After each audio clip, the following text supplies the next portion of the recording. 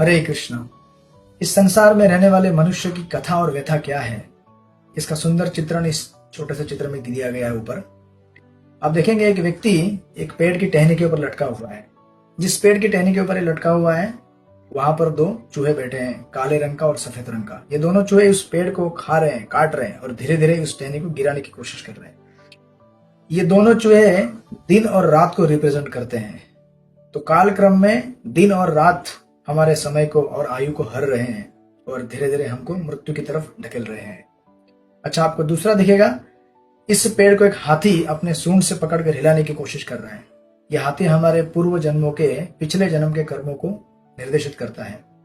पूर्व जन्म के हमारे कुछ ऐसे कर्म होते हैं, स्पेशली बुरे कर्म या गलत कर्म या पाप कर्म, जो हमें इस जीवन में उसका रिजल्ट देते हैं और इसलिए हमको स्टडी होने से रोकते हैं। हमें से बहुत सारे लोग लाइफ में स्टडी होना चाहते हैं, शांत होना चाहते हैं, खुश रहना चाहते हैं, लेकिन ये हाथी जो पूर्व जन्म का हमारा कर्म है उस पेड़ को इतने जोर से हिला देता है, हमारे लाइफ में कुछ ना कुछ क्लेश तकलीफ लाता है कि हम सेटल ही नहीं हो पाते। अच्छा, आपको फिर दिखेगा कि इस पेड़ के नीचे एक तालाब है, उस तालाब में कुछ जहरीले सर्प हैं।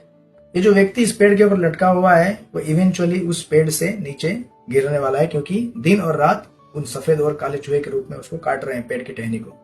जब ये नीचे गिर जाएगा तो ये सर्प उसे दंश करेंगे। ये सर्प भविष्य के हमारे क्लेश और कष्टों को निर्देशित कर रहे हैं। अभी इस वर्तमान जीवन में हम जो भी गलत काम करते हैं, किसी को कष्ट पहुंचाते हैं, किसी को तकलीफ देते हैं, किसी को दुख देते हैं, किसी के साथ हम अन्याय करते हैं, गलत व्यवहार करते हैं, ये सारे कर्म हमारे लिए भविष्य में इंतजार कर रहे हैं इन सर्प के माध्यम में क्लेश देने के लिए।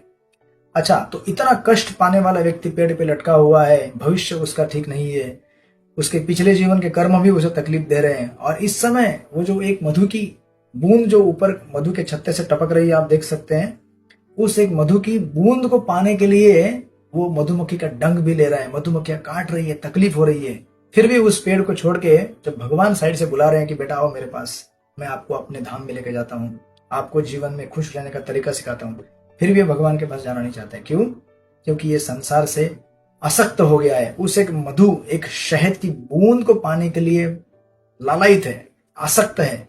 इस मोह माया रूपी उस शहद को चाटने के लिए ये हर प्रकार का क्लेश सहन कर रहा है, लेकिन ये जानता नहीं ये क्लेश ऐसे समाप्त नहीं होगा और जो मिलने वाली मधु है इतनी सी है।